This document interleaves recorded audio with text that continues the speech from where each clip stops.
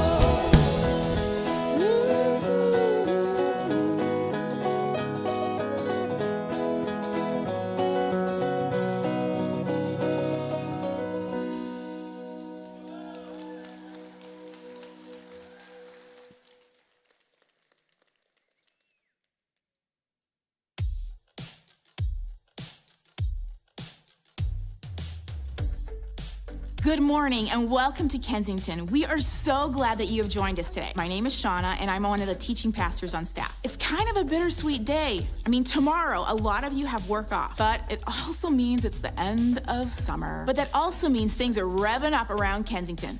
First is our Student Ministries Kickoff. Every fall, we relaunch Breakaway for our middle school students in grades 6 through 8, and Edge for our high school students. Now, many of us, we've experienced an exceptionally difficult year, and so have our students. Many of us have traveled or been in transition this summer.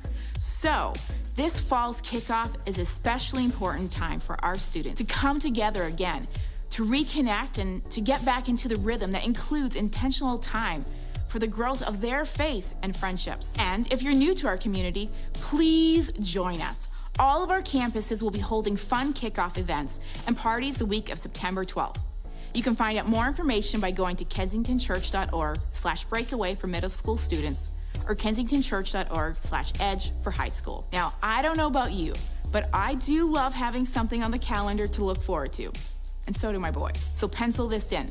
Students in grades 6 through 12 are also invited to our annual Wild Retreat, happening in October. It's happening at one of our favorite places, Spring Hill Camps. This retreat is filled with wild activities, parties, and friendships. But most importantly, when they encounter Jesus, their lives become wild, like nothing they could imagine. Now, you can find out more information about this awesome weekend and even an early bird discount available at kensingtonchurch.org/wild. Before we tune into our last week of Welcome to the Neighborhood and the practical ways we can be intentional with our real life neighbors, let me just give you a heads up about our next series and invite you back next weekend. The title is I Feel Blank. Just fill in the blank.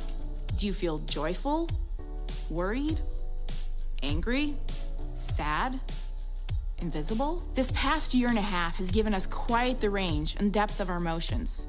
And God has given each of us the capacity to feel deeply. Our emotions are a gift.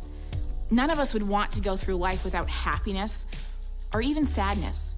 At times, our emotions can leave us feeling lost and unsure as how to navigate them. And if we allow our emotional state to control our lives, they can be cruel dictators. But on the other hand, if we ignore our emotions, we end up living a hollowed out, almost robotic life. Now, David, he was a man who experienced many different emotions. And in this series, we'll look at some of his life experiences and the honest and vulnerable words he wrote to God about his feelings in the book of Psalms. And I'm sure you know some people who could really benefit from this series. So reach out to your friends, family, coworkers, and of course, your neighbors, and invite them to join you. Again, we are so glad you've decided to join us today.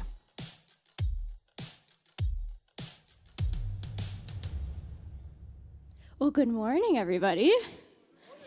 So you guys have joined us for our final week in our Welcome to the Neighborhood series, and today we're going to be talking about loving local and how we can take our mess, which we talked about last week, take our barriers and turn them into movement, and that movement is love. So that's what the first song we sang today talked about. It talked about how we all need love and how we all want to be loved. So I'm excited to continue on this morning and learn more of what that looks like.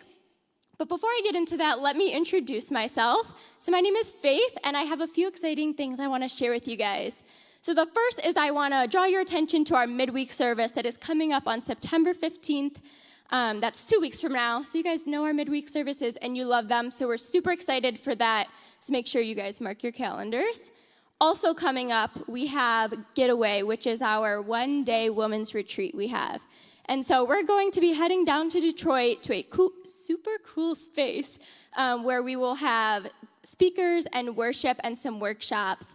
And the theme of this day is designed. And so just as a garment worker chooses specific threads and stitchings and colors, the same is with God and how he designs us uniquely and each of us for a specific purpose. So it's going to be an incredible day. So women, grab your friends, maybe your small group, and you guys can go to kensingtonchurch.org/getaway and sign up. We would love to have you. The second thing I want to share with you guys is our Kaleo Kids session is coming up in just a few weeks. I'm super excited. We're going to be back at Seminole Elementary, which is our school partner. So we're just really excited to be all together again. And if you don't know what Kaleo is, it is our youth performing arts ministry for students K through 5th grade. And now maybe you have a child and you're wondering, I don't know if they would like this. So I want to take a moment and just share a bit of how I've seen this program impact some of our students. So the theme for this session is Dream for a While. So it's all about dreaming. And we had actually started this in spring of 2020. And I did an activity with the kids where we created a dream jar. So I gave every child a slip of paper, and I said, you could write whatever you dream you want on this, and we're going to put them in a jar all together. And some of the responses were really profound. We had kids that were like, when I grow up, I want to be a firefighter, and different jobs that they wanted. One child wrote that their dream was for their grandma to live to be 100. But then there was also a slip of paper that said, I want the mess to stop including me in it. And so I think it just goes to show that Kaleo is a safe space for these kids. It's not just an after-school activity or a dance class, but it's a space where they can come together and have fun and grow in confidence and learn to champion one another. So I know I personally love being involved with this ministry. And so if you have a child who you think would love to be a part of this, we would love to hang out with them on Tuesday nights. So go ahead and go to kensingtonchurch.org/Kaleo and sign them up. Lastly, I just want to draw your guys' attention to the hub out in our lobby. If it's your first time, we would love to meet you. Or if you have any questions, Kensington related or about any events coming up, they're the person to go to. I'm sure they can help you out. So we are going to go ahead and do our meet and greet, but I asked that before we do that as you guys stand, that you just respect each other's boundaries and comfort levels. And then with that, go ahead and stand up and say hi to the people around you.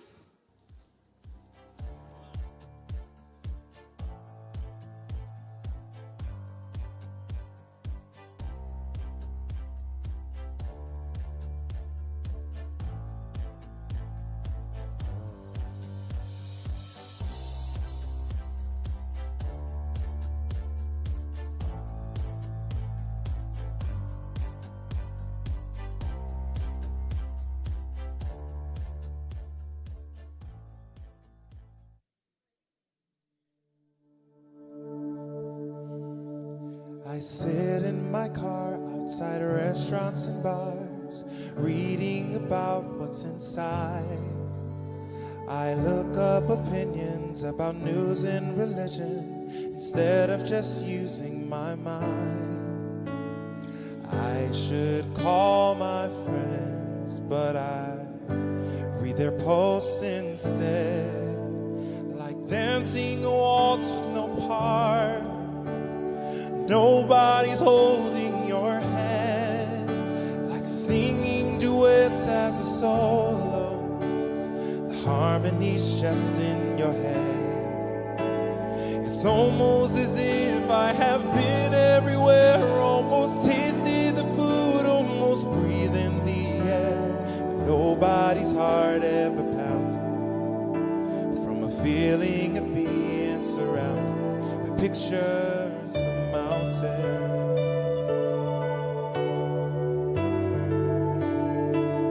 Pictures of mountains.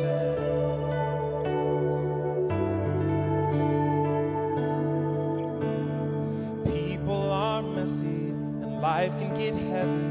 It's easier to keep it online, like checking the weather to see if it's better instead of just going outside. Pretend I'm unaware, but the truth is that I'm scared. Like dancing a waltz with no part. Nobody's holding your hand. Like singing duets as a solo. The harmony's just in your head. It's almost as if I have been everywhere, almost tasted the food, almost breathing the air. But nobody's heart ever pounded from a feeling of being surrounded by pictures of mountains.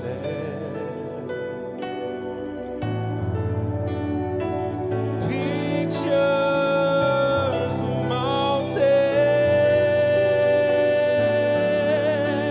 yeah. Everyone's right here on my phone. So why do I still feel so alone? A waltz with no part. Nobody's holding my hand. A duet's just a solo. The harmony's all in my head. I thought that I knew what a mountain was like till I stood in the valley and looked up at the sky. And I felt my heart beating faster. The feeling I'd been chasing after. It's something that no one can capture by pictures of mountains.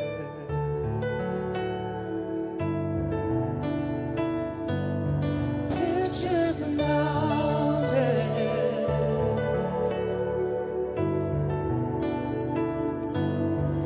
Pictures of mountains.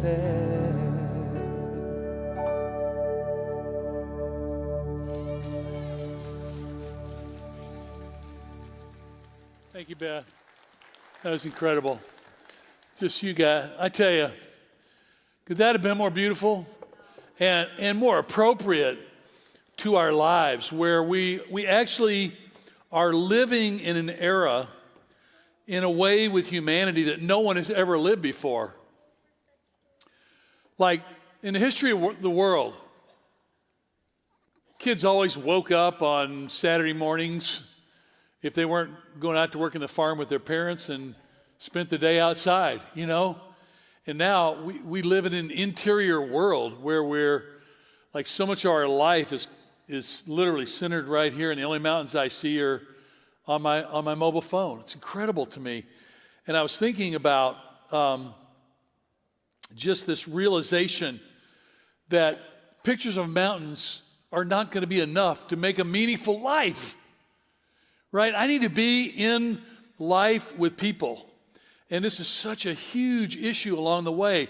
No one's heart ever pounded from the feeling of being surrounded by mountains. But you go out in the mountains. I was just in South Africa 6 weeks ago, and I was up in the Winterberg Mountains.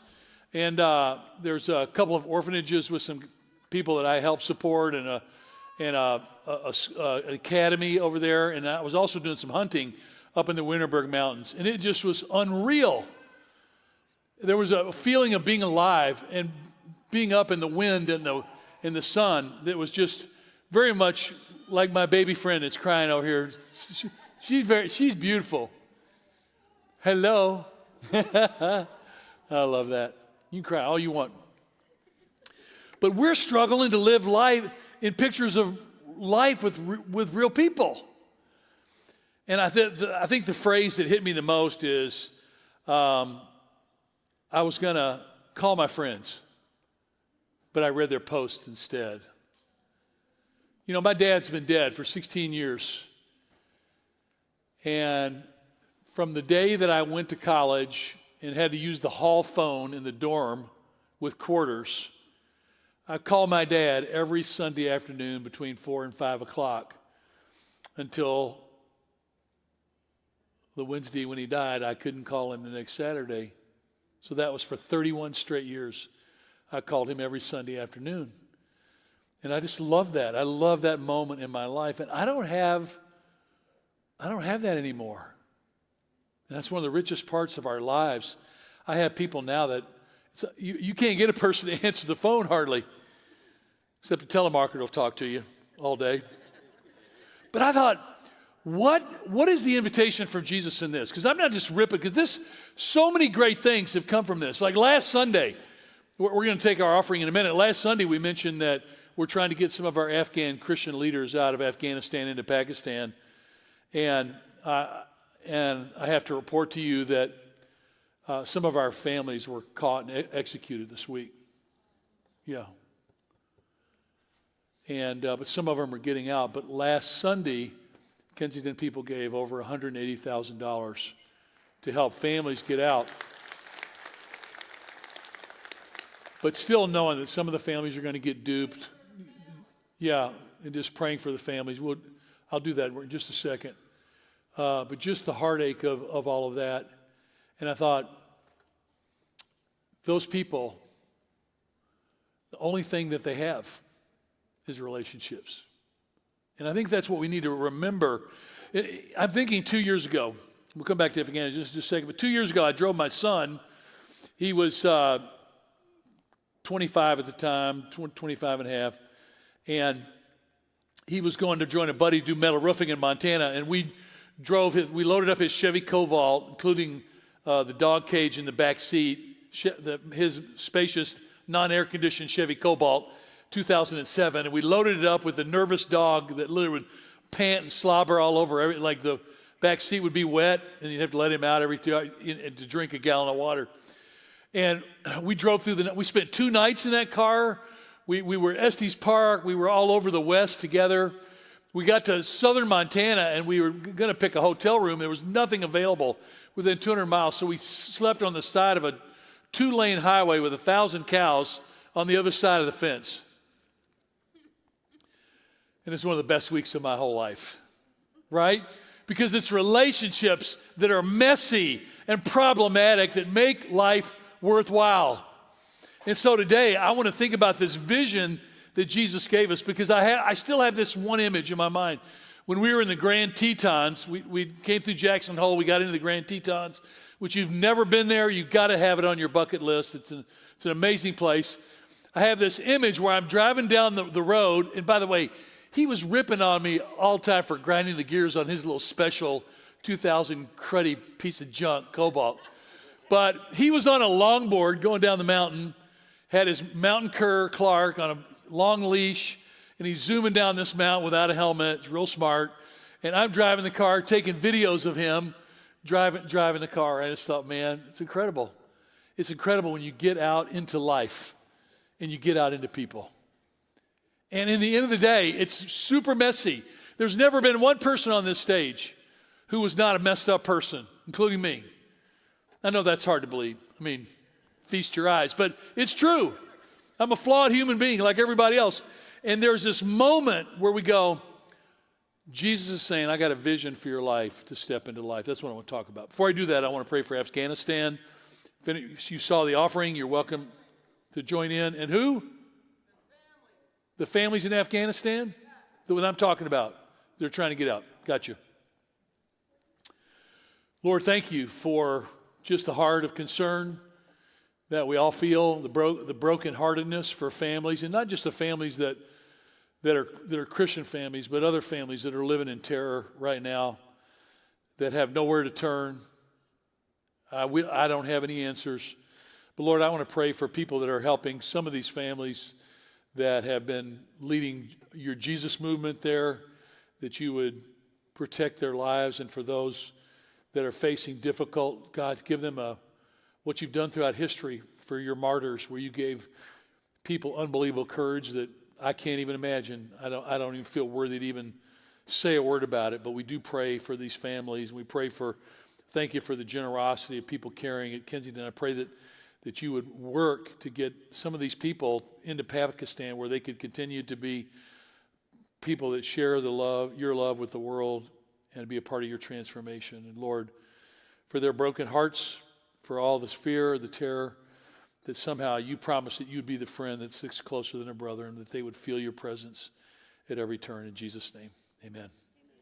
Thank you. So today, I want to talk to you about this vision of getting messy with other people. The title of the message is Messy in the Movement. And we talked last week about the barriers. We did this at all of our campuses. And today, what the opportunity that Jesus faces before us. But here's what I want you to just to realize.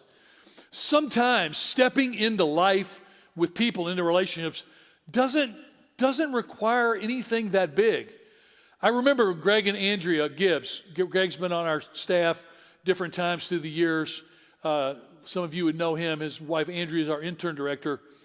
About 15 years ago, when they moved into a new little subdivision, and they decided to have a Christmas parade the week before Christmas. And so they decorated their car, and they had some lights, and they pulled a little wagon, and they drove like 5 or 6 streets in their neighborhood, and they had like 3 people watch the parade. Like, just stupid, crazy. Well, the next year they had like 12 people watch the parade, and they had about 10 or 12 people join the parade, and friends came in. Well, all of a sudden, for their neighborhood, they were like, eventually they're doing this dumb parade, and everybody's outside at every neighborhood, and they're waving and throwing confetti, and so by just throwing a ridiculous parade, they turned the people in their community from strangers into neighbors, and relationships came out of it. They found out that there was a gal that had just immigrated from Jordan, and because of COVID, she didn't have anywhere to work, so they set her up in the fall and the spring to cut hair on their back deck. And people would just drive to Greg and Andrea's back deck and get their hair cut back there. And she was able to continue to do her work and do her business. What I'm saying is, it doesn't take anything gigantic along the way. And as I've watched this, when I look at you and I look at the people of our community, people are always stepping out and doing amazing things. Like today, there's some guys that at the Clinton Township campus that are throwing an event at Jimmy John's. Aaron's going to sing at 5 o'clock. I've talked to a bunch of people here that are going today, and it's for I think for student athletes, and they're going to be talking about how to deal with anxiety, because the guys that are kicking this off, when they were athletes and they were experiencing social anxiety and fear, they didn't feel like they had anybody to talk to, so they just kept it to themselves. Well, now they're creating this event at Jimmy John's today. Isn't that amazing? And people are going to come. Aaron's going to sing. They've got a magician, a comedian, and got all these events for kids. Anyway, I'm just so proud to be in life with people that get messy and turn messy into movement. It's pretty neat. So, in light of that, I want to talk today about this invitation from Jesus. And it's found in Matthew 5, 13 through 16, where Jesus says something about you. And I think some of you don't know, you really don't know this, or if you do know it, you don't believe it. But this is what Jesus says about you. He says, you are the salt of the earth. But if salt has lost its taste, how shall its saltiness be restored? It's odd, isn't it? It's not something we'd ever talk about. He says, so if its salt has lost its taste, it's no longer good for anything except to be thrown out and trampled under people's feet. And then he says another thing. He says, not only are you the salt of the earth, you're the light of the world. A city set on a hill cannot be hidden. Nor do people light a lamp and put it under a basket, but on a stand, and it gives light to all the house. In the same way, let your light shine before others, so that they may see your good works and give glory to your Father who is in heaven. Now, verses 13 and 14, salt of the earth and light of the world. These are what we call parallel verses. They're the same meaning expressed in two different ways. But this is what I want you to understand. There's something really unique. In Matthew 13a and 14a, it says, you are the salt of the earth. You are the light of the world. But here's what I want you to know. This word you is different. If some of you, if you've read your Bible, if you read Romans, 1st and 2nd Corinthians, Galatians, all the books that Paul wrote, the books that the Apostle John wrote, the epistles of John, the book of Revelation, almost every time when the word you is used, say, you are the light of the world, this is what it would be like. It'd be like, you, all of you, together are the light of the world. But that's not what this is saying. You know what this is saying? This is saying, you, singular, you're the light of the world. And you're the light of the world. And you're the light of the world. And you're the light of the world. That's a very different feeling, isn't it? And if I were to say, hey, you are awesome. You know, it doesn't mean anything, but I go, wow, you, young man right there, are uniquely made by God. And Jesus wants you to know that you're his plan to be the light of the world, that he wants to shine his light through you, uniquely, you, young man. The way God made you, the way God wired you, you're the light of the world. That feels different, doesn't it? Doesn't it? Hello? It feels really different. It's different because like God has a mission for each one of us. The guys that are leading the event at Jimmy John say they are like living out being Jesus' light to the world.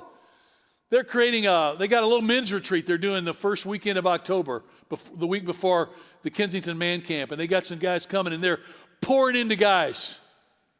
It's really cool. Here's what I want you to know. Jesus is saying to you, listen, I know the world's crazy. I know there's a million things to worry about, and there's fear and uncertainty, and everybody disagrees about everything. You're the light of the world. I want to shine through you. Jesus is saying, I want to shine through you and through you. That's so different than just like being a part of the mob. Like Greg and Andrea, just shining the light in their neighborhood. I've watched them through the years where Kensington college kids found out that Greg and Andrea's house was open every night. And you could swing by their house on almost any night and you'd find 15 college kids just hanging out, drinking their coffee and eating their food. Didn't take a genius to shine a light. It's just hearing from Jesus and seeing Jesus wants to shine his light through you. And guess what? It's going to be different through you than in anybody else. Something really cool.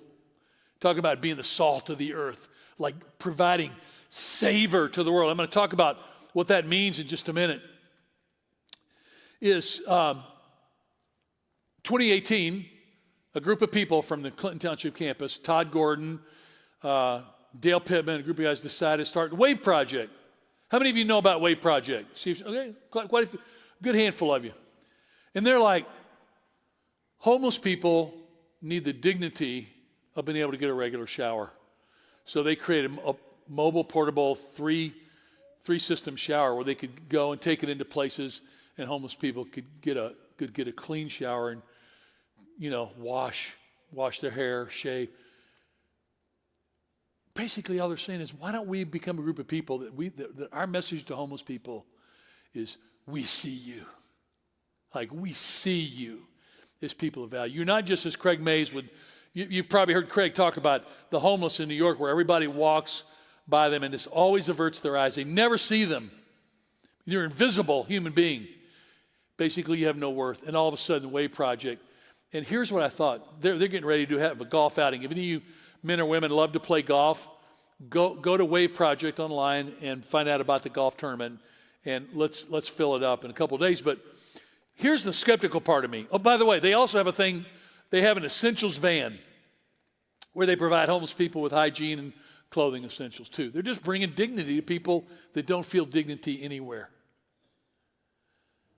But here's the skeptic in me. Skeptic in me goes,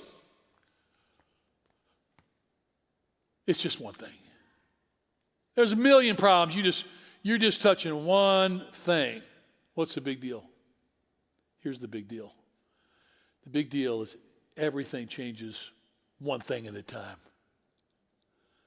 Sometimes a life change is as simple as getting a hot shower or getting a decent meal or a clean pair of underwear.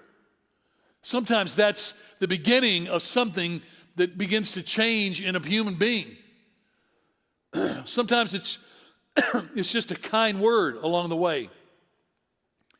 In a world of millions of problems, you know what we can all do? We can all be a part of one thing. You can step in somewhere and do one thing. Joe Leal, a lot of you know Joe. He was on staff here in the past, and some of you know him as the Keto Grill guy. He and Steve Tomsick and Tyler, they're like on Instagram. Look at it, they got like 12,000 followers on Instagram on Keto. It's hilarious, and it's really cool. Joe and a buddy, another guy named Joe. I forgot the group they call For love of a child. Thank you. I forgot it. Brain fart. Sorry. For love of a child, they said, what if we did a camp every summer, a couple-week camp, where we showed foster kids the time of their life, like the best experience of their life? And they've been doing this for I don't know how many years they've been doing it, but it's just transforming. But it's just one thing.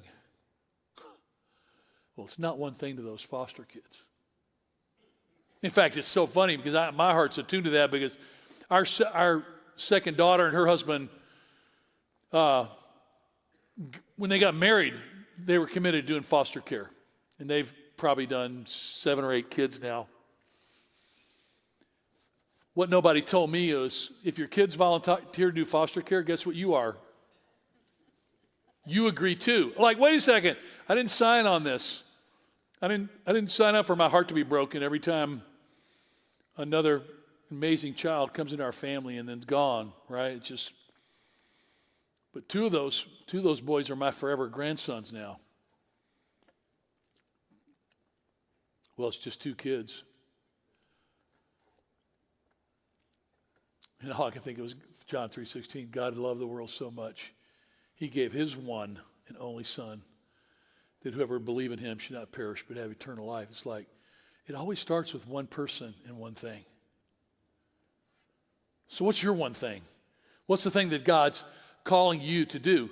You know, is it to say to foster kids, we see you, to homeless people, we see you, to say to people that are afraid, people that are, the guys that are doing Jimmy John's today, to say the high school and, junior high school athletes that are filled with social anxiety and are fearful, but feel like they got to cover it with a mask. Say, we see you. Isn't that cool? We can all do that. We can all see people. Now you got me spitting. Sorry. I'll see people. I love this phrase by Mr. Rogers. By the way, you like our Mr. Rogers set today? Just love him so much. Amazing. But you remember his song that he always sang? But it's you I like, every part of you. Your skin, your eyes, your feelings, whether old or new. I hope that you'll remember, even when you're feeling blue, that it's you I like. You know what these people I just described, Todd, Joe, Scott, all these people are doing. All they're saying to people is they're looking people in the eye and they're going, it's you I like. It's you I see value in. It's what Jesus did when Jesus saw the woman at the well that nobody could see, and the woman who'd had a hemorrhage of blood for 20 years. Nobody saw her. Everybody avoided her. The blind man that's yelling by the side of the street, Jesus, have mercy on me. And all the religious people are telling, shut up, man. He's busy and walking. Shut your mouth. Jesus heard him. Jesus saw him. The whole message of the Gospels, if you ever read Matthew, Mark, Luke, and John, is Jesus seeing people and hearing people and looking into people and touching people. That's why I love him. Andrew Kim, who is our lead writer and put this message together. We have a different man or woman each week puts this together, and we work and collaborate on it. Andrew was working on this message. About a year and a half ago, I think he watched the Mr. Rogers. Was it Tom Hanks that played Mr. Rogers? Yeah, I think it was. Did a good job. And sing that song, It's You I Like. Andrew you can go on, watch it on Facebook. He's featured today on our Kensington's Facebook site, or watch it on our app. But Andrew describes this epiphany because he was 4 years old when he immigrated from Korea to Vancouver, Canada. And by the time he was 8, his father was finishing his PhD, and 2 weeks after his dad got his PhD in biochemistry, dies of cancer. And his mother ends up running a tiny floral shop in downtown Vancouver for the rest of his growing up. So his mother worked 365 days a year running a little floral shop, did all the purchasing, the cutting, the prep, and she raised Andrew and his younger sister. But his growing up in Vancouver, his whole thing was, it wasn't the song, It's You I Like, every part of you, your skin, your eyes, your feelings. You know what his experience was growing up? He felt like the voice that he heard growing up was, it's not you I like. I don't like the color of your skin. I don't like the shape of your eyes. I don't like the way you speak. And so you know what he learned to do? He learned to hide his Koreanness. Like he just became I just got to be a Canadian. He loves hockey. Hockey's his favorite sport.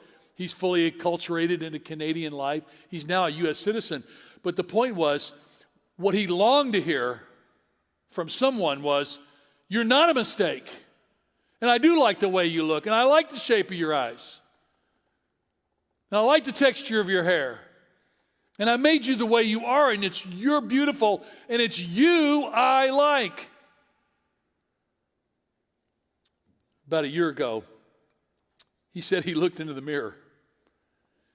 And he realized that he had spent the first 40 plus years of his life trying to minimize his footprint in the world. Like just blend in, don't make a scene, just fit in. He couldn't hear from Jesus going, Andrew, I love your Koreanness. I love the texture of your hair. I like the way you think. I love your story. I grieve the pain of your loss of your dad and the experience and feeling like a stranger in a foreign land all your life. To hear, and I thought, how do people hear this? They hear it from us. So we're going to go out of here today and people are going to hear from Steve Andrews' mouth. Either, I like you. I think it's incredible. I'm so interested in knowing your story and who you are. Or it can be like, yeah, you don't quite measure up. Jesus is saying something to you today. And if you're a believer in Jesus, I want you to receive it. If you're considering, if you've never really entered into a conscious decision to say, I want to believe in Jesus for my life, I want you to hear Jesus saying to you, you, each one of you, you're the light of the world. And almost like, in fact, do this with me. Especially if you know the person you're sitting next to, and it won't be odd. If you don't know the person next to you, don't do this. But I want you to say out loud with me, you're the light of the world, and just open your arms like this. Okay, ready? Let's go on the count of 3. Ready? 3. You are the light of the... No, I blew it. Stop. Pull your arms back in. Sorry. Say, I'm the light of the world. We're all going to say, I am the light of the world. Ready? Okay. I'm the light of the world. Jesus says, I'm the light of the world. It's like, wow. And you're not saying it like, look at me, I'm amazing. No, it's like God's love has been given to us to say, like, you have a chance to shine his light into the world. And it makes it so fun. When I was in South Africa a few weeks ago, went into one of the orphanages we support. It's right in Port Elizabeth, right at the bottom of South Africa, and it's right by the Nelson Mandela soccer stadium that was built for the World Cup, and it was so shocking because this little rundown orphanage right across the street from the soccer stadium has won the most architectural awards in the last 30 years. It's literally from here to where you're sitting over there. And half the kids in this orphanage are fetal alcohol syndrome kids, so they're looking at you like, and then the other kids are like, you're just like, oh God. Half these kids, you feel like they're stolen from before it even begins. And I go in there, and I just instantly feel the weight and the heaviness of it. And then I meet Mama Gladys. And Mama Gladys is this grandma that loves these 60 kids that are in this orphanage. And she's like Jesus in human form. And she tells a story. She goes, I grew up in an orphanage, and when I was 4 years old, some of the kids had fathers and mothers that couldn't care for them but would come to visit them once in a while. And she said, I always dreamed that I could have a mother or a father that one day would walk into this orphanage to see me. Never happened. She said, but now I have all these children now through the decades, hundreds of children. A lot of them I met 4 or 5 kids who are in college at a university right now and are just unbelievable that she raised from the time they were basically abandoned. And you just see this woman, and she's the light of the whole picking world. Just crazy how awesome it is to see this amazing woman. But here's how I want you to know. You're just as amazing as her. You got a light to shine. There's a light you could shine to somebody today that nobody else could shine. You're shining that beautiful, precious, what's her name? Delilah. Oh my gosh. I want to hug. Can I hug her after the service? Maybe I'll take her home with me. I only have 2 granddaughters. I got plenty of grandsons, but I only got 2 granddaughters. But Jesus is saying to all of us, we could be that light. Literally, you can't change the whole world, but you can change little pockets along the way. And we're seeing that all the time. It doesn't matter whether you've been a Jesus follower for 10 seconds or for 50 years. Jesus says, you're the light, you're my light in the world. Now, let's look at these 2 words, salt and light. The word salt is halas, and that's in the Greek. And there are scholars talk about all the ways that salt can be used. But basically, it was preservative. Actually, it was used as an antiseptic, fertilizer. But the thing that I think it's really talking about here is the salt as seasoning. Like salt that provides flavor and everyone here who cooks. It's almost impossible, isn't it? I mean, you can work spices, but man, a little salt goes a long way, doesn't it? Hello? Yes. Of course it does. And so you got to figure out and salt was so valuable in Jesus' time that we actually know that Roman soldiers were sometimes paid wages in salt. That was crazy when I discovered that. By the way, did you ever grow up playing salt games? Like you guys? It was so fun to go to. I remember we used to go to Big Boy. Big Boy was a big thing in Memphis, Tennessee when I was growing up. And you get your buddy, and you order your Big Boy and your French fries. You're like, oh, hey, don't you need a little salt? He goes, oh, yeah. He'd take it over, and you'd unscrewed the cap right before he got it. And then it's really funny. And then the whole salt would just pour out onto the French fries and the hamburger, and you just laugh your head off. And the guy's like, I just spent my last $3.50 at Shoney's Big Boy in Memphis, and you just ruined my meal. Yeah, yeah, but it's funny, So how many of you ever did that? You ever do the salt shaker? Raise your hand. Okay, there's about 10 of you. I think some of you are lying, hiding this. For those of you who raise your hands, you're sick people. I would never do such a thing. Oh my goodness, that was so funny. You know the other one's funny? This is bonus. This doesn't mean anything. We used to do this at college to people that had never experienced it before, but we go to the Big Boy in Chicago. It was at Wheaton College out in the Chicago suburbs, and we go to Big Boy and we order cherry pie or a piece of that hot fudge thing, and then we'd get the one of the waiters or waitresses to come out with the whipped cream to really fill it up, and the person would be so excited, They'd come out there and we'd pay the waitress $5 to do it, and she'd come out and Like John, I remember John Ballmer, he was so excited. We had John's big thing, and she comes out to put the whipped cream and just completely covers him in whipped cream. What does that have to do with being the salt of the earth? I have no idea, nothing. But those are fun moments. But we know, like the whipped cream in the face, salt is a symbol of what brings fun and seasoning to life. It's actually, Andrew wrote, what if this was our vision? I love this phrase, and I'm gonna put this down somewhere. I don't know where, maybe in my refrigerator. But I would say to you, what if you thought with Jesus to say, I want to bring out the God flavors in the world. I want to bring out the God flavors in this world. The flavors of compassion and mercy and justice and love and tenderness and thoughtfulness, except for the salt thing. That you would bring these things out. And that also, as you bring out what's cool is it's salt. Have you ever used salt on cantaloupe or tomatoes or watermelon? You find that the salt actually will bring out the sweetness and suppress the bitterness. What if you said, I want to live my life to bring out all the beautiful things in the world, and I'm going to try the things that are tearing people apart. I'm going to try to step away from those. I want to step and not be a part of those things that are tearing people. So that's salt. What about light? Jesus said in 14, look at it again. You're the light of the world, and a city set on a hill cannot be hidden. This is really true. And by the way, if you ever go with me to Israel and you go into the West Bank and the Palestinian side of Israel, one of the really, really hard things is, the Israeli government has continued to set up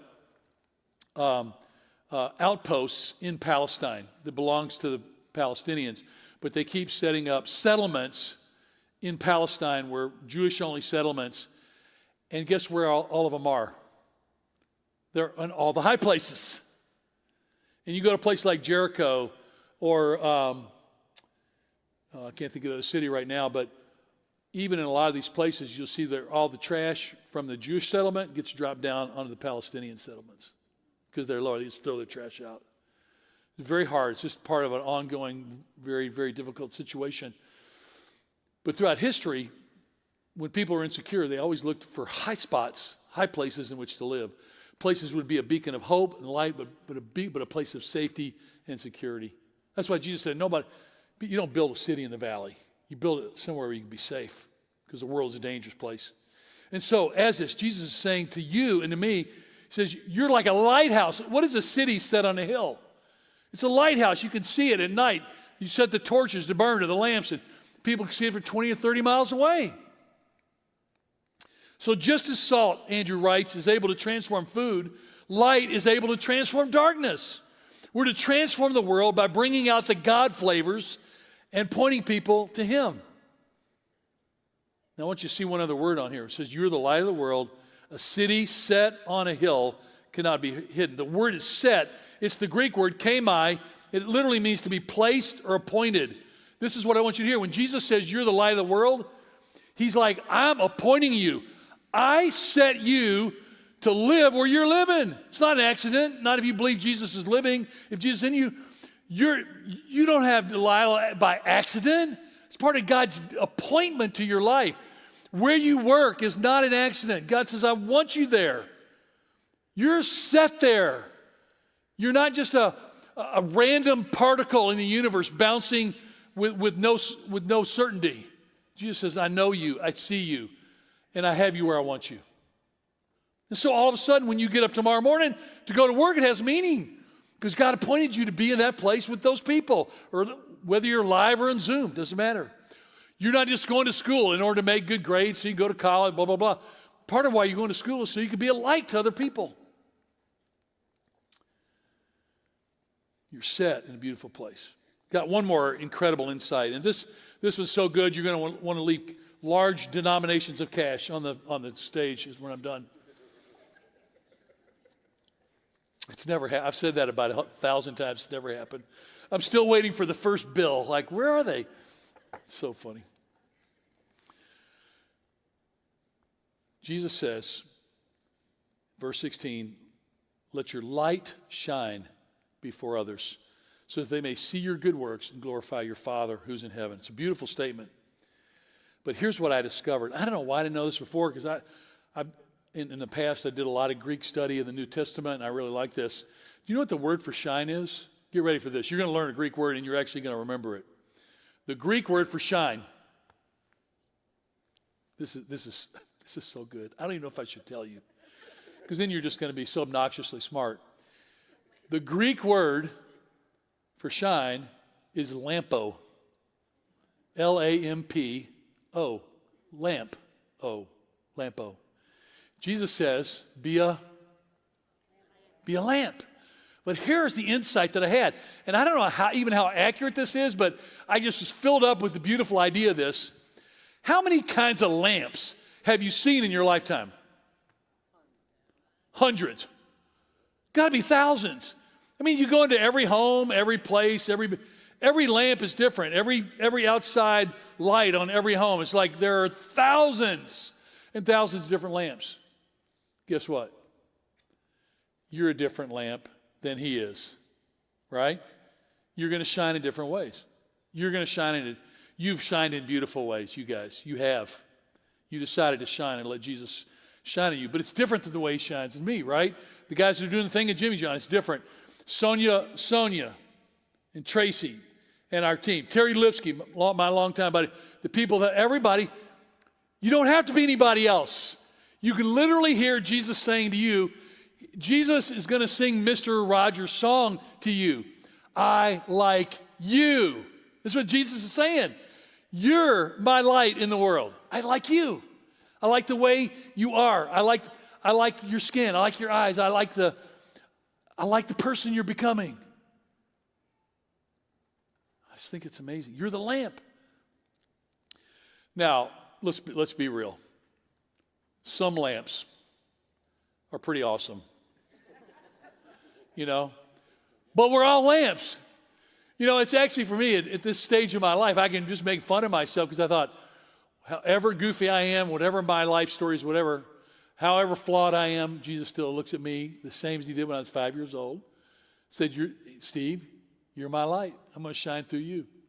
In fact, I want to leave you with a verse that I love. 2 Corinthians, Paul kind of expands on this. Look at this. It's so cool. You might want to write this down so you can go back and look at it. Paul's writing to the church in a city called Corinth, which was like the Shanghai or the Manhattan, New York City of its day. Los Angeles, very, very upscale place. He says, for what we preach is not ourselves, but Jesus Christ as Lord, and ourselves as servants for your sake. It's just another way of saying Jesus is our Lord. He's our light. And because he's our light, we want to serve you and be a light to you. You see what I'm saying? Jesus is our light, and he's served us. He gave his life for us, and we want to serve you. We want to be a light to you. Makes sense. And then he adds on to it in the next verse. He says, for God said, let light shine out of darkness, that he made his light shine in our hearts to give us the light of the knowledge of God's glory displayed in the face of Christ. You know what he's saying? He's saying when we serve others, Jesus shines in and through us. We're the salt of the earth, and we shine our light in the world because Jesus has given us life and hope and optimism and beauty for us to live out other. And all the negativity of the last year and a half, the one thing that hasn't changed? Nothing is going to change my optimism. Because my optimism is not in this world. It's not the thing. The world's always been crazy. But Jesus is the same. Yes, Jesus is still shining. He was shining yesterday, and he's going to shine tomorrow. And he's going to keep loving people, even the people that don't like him and ignore him. He's going to keep loving them and keep giving and caring. He's going to keep giving us air to breathe and sunlight to feel and wind in our hair.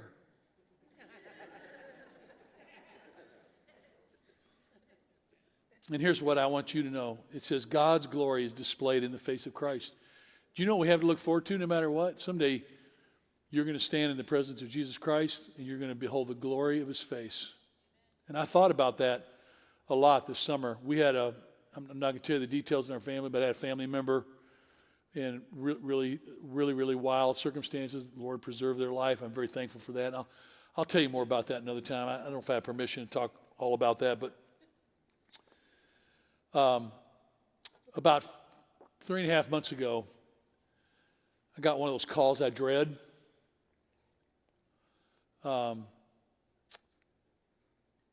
that Dave Laser had died in his sleep. He was 61. Dave and Stacy were dating back in 1990. And the second week that Kensington was open in 1990, they came to the service. And Stacy, she'll tell you now, she's been one of our Women's Insights Bibles teacher for years, but she was about the most hardcore skeptic that ever came to Kensington. For like 8 years, I would give a message like this, and she would come down and just like, I don't believe that. And she'd do this and that. She'd challenge me on everything, get in my face. She drove me crazy. And it was bad because she's smarter than me, too. I always hate the people who come down that are twice as smart as you, or 5 times smarter. But anyway, they were the first couple that ever came to Kensington that was a Kensington wedding. Like they came and I did their wedding. They were the first Kensington couple I ever married. And so I get the call that Dave's died. We're a small group for 20 years together. And but here's what made it even harder. Some of you will recognize this from the Tokyo Olympics, but his daughter, Annie Laser, was trying to qualify for the 100-meter and 200-meter breaststroke for the Olympics. And she actually, some of you might remember this, she actually went on to win the bronze medal in the 200-meter breaststroke. And on her last 50-meter lap, she passed 4 people, and she took third by like a thousandth of a second. But here was the amazing thing. So I'm watching Annie, and I'm thinking, Dave's gone, but I'm believing that Dave's watching from heaven. But here was the thing that was so amazing to me. This is what I want to talk about, shining. When people win a gold medal, they're all about, Annie immediately turns, the girl from South Africa had set the world record. And she was weeping. And you could see on international television, the first thing Annie does is she turns to this girl, and you can see Annie's lips moving. Annie goes, she looks at the girl, she's right next to her. She goes, "You're amazing." She's just won a bronze medal. She's worked her whole life. She's 26. Finally wins an Olympic medal, which is pretty special, isn't it? I mean, I have 5, but 1 bronze is decent. Her whole focus is on the other girl. "You're amazing." She grabs the girl and she keeps talking, comforting the girl. It's just set the world record. And all I could think of was Dave Laser. Because I want to tell you, I want to finish this message, and before we sing this final song, I want to tell you about the last 24 hours of Dave's life. Stacy was in Florida visiting her sister for the first time because of COVID. She'd been able to get down to finally see her sister. And so Dave hosted the Kensington men's Bible study that he's a part of at one of our campuses. About 20 guys came to his house. He got the house ready. He grilled. He had a bonfire in the backyard, had the 20 guys over. The next day, he did some work on Saturday in the morning. Saturday afternoon, he called Annie and had an hour-long conversation with Annie. Annie was training at University of Indiana, and they had an hour-long conversation. And what was funny is Dave started this tradition. Men, this is a tip for men with daughters. Whenever Annie would call home, Stacy and Annie would dominate the conversation. I know this feeling because I have 3 daughters and my wife, and there's a phone call, and I'm kind of like, and they're like, and they always turn to me, all 4, my 3 daughters and my wife, and they're always like, "You're interrupting." I'm like, come on, I'm just trying to get in the game. And so, because of that, Dave didn't tell Stacy. It was a secret between Annie and Dave.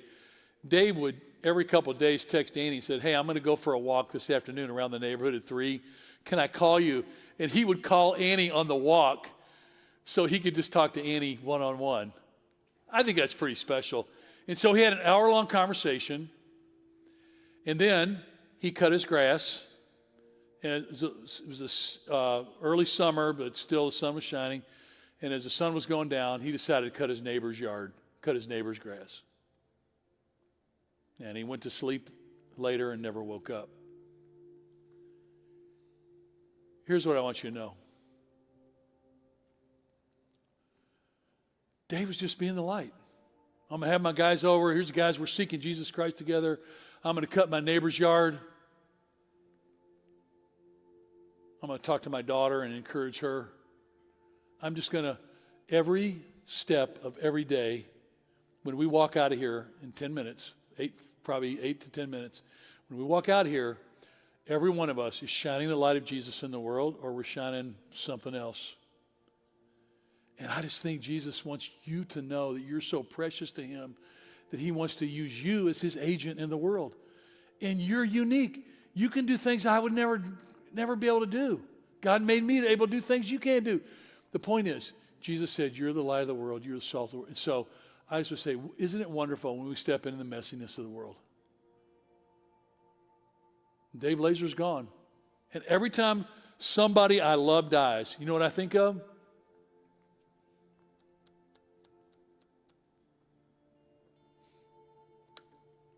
I think, who's going to pick up the slack? Because Lazer's gone now. So who's going to pick up the slack? Let's don't spend our lives here. Such a temptation now for all of us. Or in our rooms or our houses. But step into the messiness of the world where there's joy and meaning. Come with me someday to South Africa and meet Mama Gladys. And your life will be changed forever. You see what one person can be, the light, and refusing to give into the darkness. In fact, darn, I'm gone too long, but my brain's, I want to show you one other thing. This is the other image I want to leave you with. It's pretty impressive, isn't it?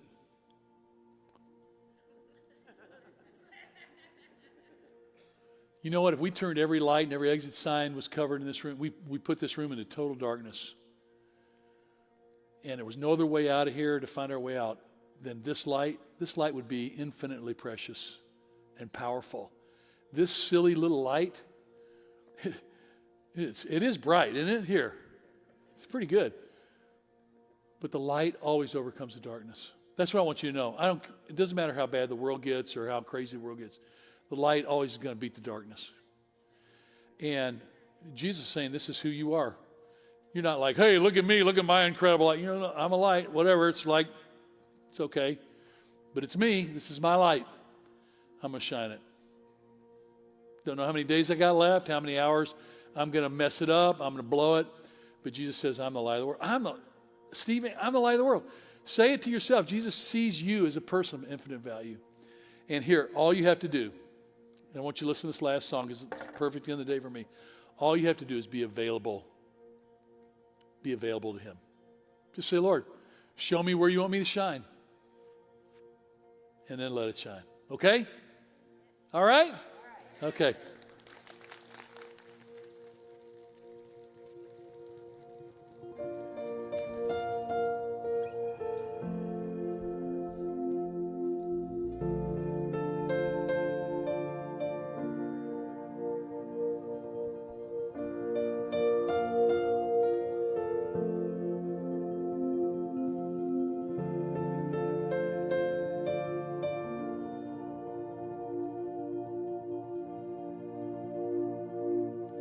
Narrow as the road may seem, I'll follow where your spirit leads. Broken as my life may be, I will give you every peace.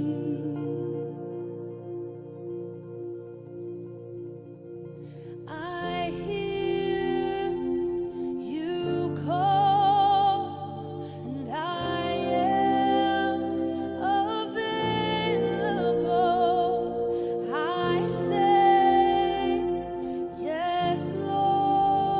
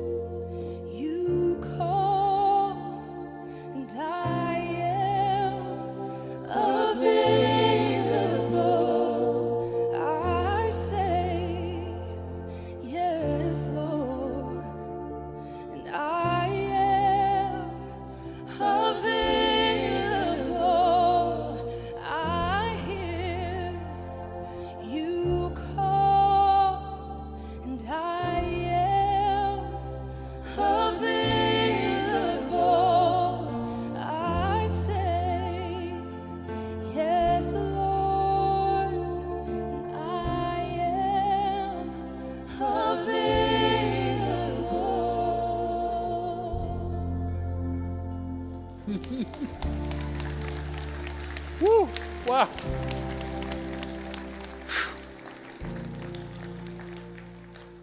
Man, if there's better music and singing in the world, I'd like to hear it, but that's just unbelievable. But that's what you guys were just doing. That's all you're doing, right? You use your gifts, whatever they are, Evan. Whatever, you're just shining your light in that moment. And I thought, here's my last thought: one light, one moment, one action. And just the world's a different place. And I was just thinking of all the small actions that change lives and change the world. One of my grandsons had a birthday. We had a birthday party recently, and he wanted Aaron to be at the birthday party. Aaron's pretty busy. I don't know if you noticed, he's a fairly busy guy. He and I have a lot of music stuff we're doing together. I'm coaching him up, but he's a pretty busy guy. And he comes to my grandson's birthday party, and I mean, he spent the whole time running the yard, jumping, climbing, throwing, crawling, and because he's just being the light to my grandsons and my granddaughters, right? No, nobody's writing a book about it. He's got plenty of other things he could be doing. My point is, it's just being available, and shine where God's placed you. So are you with me on this? Let's go do this. Let's be the light and let's have fun doing it and be the salt and bring joy and hope everywhere we go. And as you head out of there, I just want you to know that people down front can pray with you. They're just longing to pray for you. A bunch of people came down afterwards, the last service, to pray. Go to the hub, find out what's going on. You women, go to the Legacy event. You men, grab a buddy and come to Man Camp this year in October. Let's have a great fall. Youth ministry, it's all ready. Here we go. It starts now. See you soon.